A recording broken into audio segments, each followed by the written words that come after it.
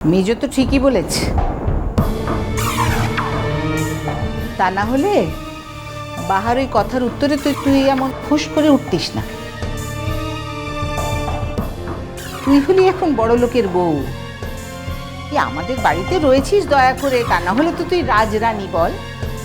তোর ঠাট বাট সবই তো এখন আলাদা। তোরই তো এখন মজা দেখার দিন রে ছোট। জেঠিমণি, এই সময়টা সংসারের সকলের একসঙ্গে হাতে হাত মিলিয়ে চলার সময় জেঠিমণি, এখন কোনো অশান্তি করতে নেই। আচ্ছা আচ্ছা, তুমি বলো, এই এত বছর ধরে চিরটা কাল তুমি তো এইভাবেই সংসারটা সামলেছ, আমাদের সকলকে শিখিয়েছ, আর আজ সেই তুমি কেন এমন করছো বলো তো? না, সংসারটা একা হাতে ধরে রাখা যায় না, সেখানে সবাইকে হাত লাগাতে হয়।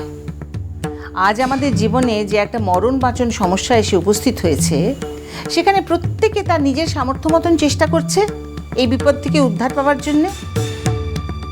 সেখানে ও কি করলো, কি বললোটা কি ও? দাদা ভাই, হিসাবটা নিয়ে একটু বসতে হবে। প্রবুদ্ধদার সঙ্গে কথা হয়েছে, আজকে ফান্ড ট্রান্সফার হয়ে যাবে।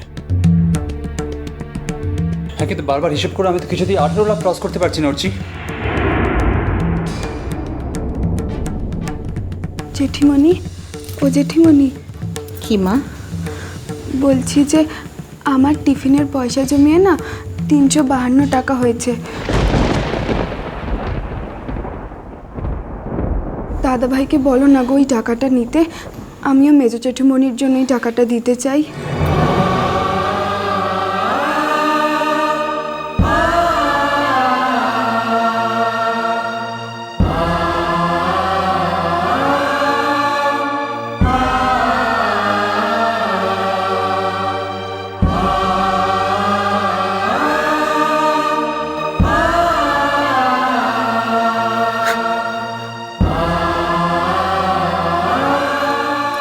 চিনি, ও চিনি, বেঁচে থাক, বেঁচে থাক। ঠাকুর তোকে ঠিক দেখবেন মা, আমার ঠিক দেখবেন।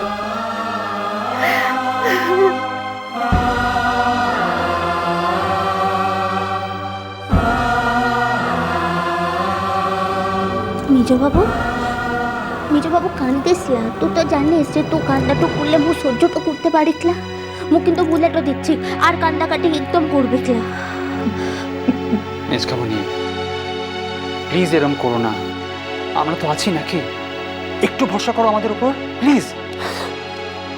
সংসারটা একেবারে শেষ করে দিলাম বা।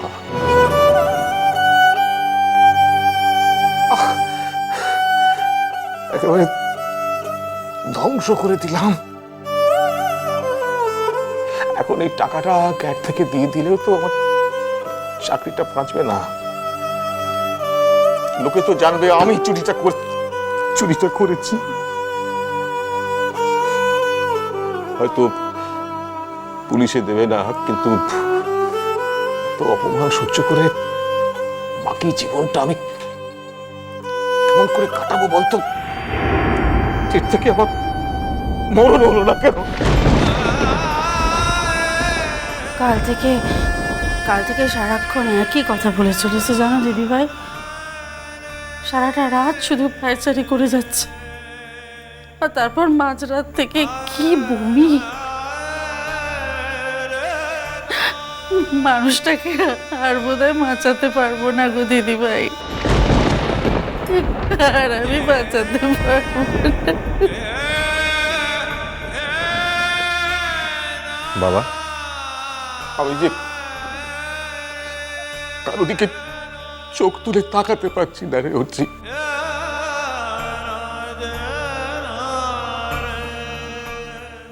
বাবা, তোমার চোখ তুলে না তাকাবার কি হয়েছে? যে আসল অপরাধী সে বুক ফুলিয়ে ঘুরে বেড়াবে বাইরে, আর তুমি এরকম ভাবে। এখন যেমন করে হোক আমাদের টাকাটা অ্যারেঞ্জ করতে হবে, তারপর আমি দেখছি। তুমি ভুলে যেও না বাবা যে আমার পেছনে মিডিয়া রয়েছে, এই অপমানের শোধ না তুলে আমি ছেড়ে দেবো তুমি ভাবলে কি করে? মিচকামণি, তোমাকে সবার আগে সোজা হয়ে দাঁড়াতে হবে। আচ্ছা, তুমি যদি এইভাবে ভেঙে পড়ো তাহলে আমরা সবাই লড়াইটা করব কার জোরে বলো তো? কার জোরে? হ্যাঁ, একদমই তাই। ঠিক আছে, মানছি সমস্যা একটা আছে। সত্যি এই মুহূর্তে আমি কোনো ওয়ে আউট খুঁজেও পাচ্ছি না যে বাকি 14 লাখ টাকা কিভাবে। না রে বাবু, তোর বাবা যখন একবার বেরিয়েছেন, দেখবি একটা না একটা কোনো ব্যবস্থা করে তবেই ফিরবেন। হায় ভগবান, দাদার কি অবস্থা! সারাটা জীবন যা করেননি, নিজের ভাইয়ের জন্য শেষ জীবনে এসে তাই করতে হলো। ভিখিরির মতো লোকের কাছে হাত পাততে হলো। ছি ছি। তা কি করবেন? ডাঁট দেখিয়ে মুখ ঘুরিয়ে থাকবেন? জানি দিদি ভাই, কথাটা তুমি আমাকে বললে তো, কিন্তু তুমিও একটা কথা মনে রেখো, আমি কিন্তু ডাঁট দেখিয়ে মুখ ঘুরিয়ে রাখিনি দিদি ভাই। আমি আমার সব গয়না তোমাদের হাতে তুলে দিতে চেয়েছিলাম, তোমরাই আমাকে রিফিউজ করেছো। চুপ কর ছোট।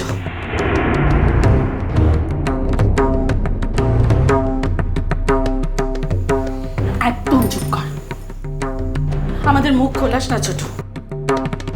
যে লোকটা দিতে পারতো তাকে তুই আমাদের ধারে কাছে ঘেঁষতে দিসনি তুই, আর এখন আবার এত বড় বড় কথা বলছিস। হ্যাঁ, আমি আমার সামর্থ্যের সঙ্গে তার সামর্থ্য জড়াতে চাইনি, বিশ্বাস করো দিদি ভাই। মেজদাকে আমি ছোট করতে চাইনি। বাবা, ছোট এত নাটক কবে কোথায় শিখলি রে? প্লিজ বৌদি, ওকে চলে যেতে বলো আমাদের সামনে থেকে। চলে যেতে বলো ওকে। ও তো এখন মজা দেখছে না? দেখ কেমন খাতায় পড়েছে, দেখ।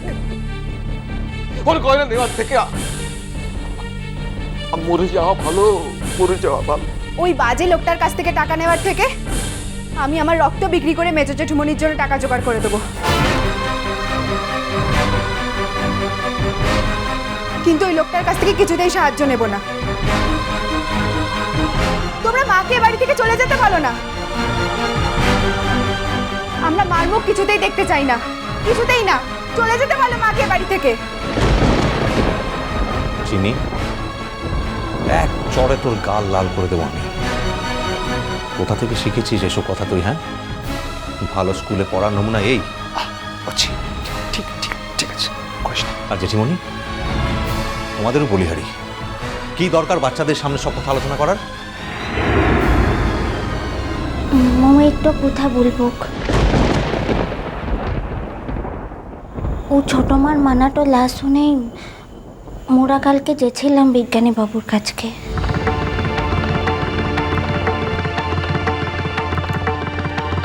আমরা তাকে ঘটনাটা জানিয়েছি। বাহ বাহ, বাবার সম্মানটা তাড়াতাড়ি খোয়ালে তো। কি বলেছে সে? 2-10 হাজার দিয়ে দেবে, তাই তো? দিয়ে দেবে। আমরা ওনার কাছে কোনো টাকা চাইনি বাবা। আমরা শুধু এটাই বলেছি যে আমরা একটা সমস্যার মধ্যে আছি। তো শুনে তার কি বক্তব্য? হ্যাঁ রে, করছি। নিশ্চয়ই পাশে থাকার অ্যাসুরেন্স দিয়েছেন। লাভ কিছু বলে লাই। না না, ওই লোক তো মুখে কিছু বলার লোক না। ঠিক কিছু না কিছু একটা ব্যবস্থা করে জানাবে, দেখিস বাহা। না,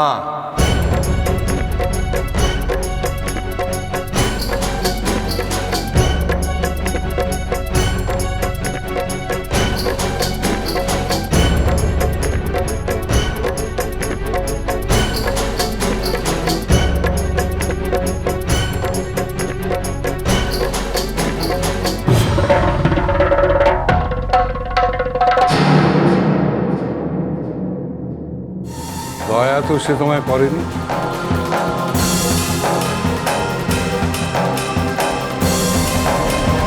তাহলে সে আমাকে বললো তার টাকাটা দিতে একটু অসুবিধে আছে।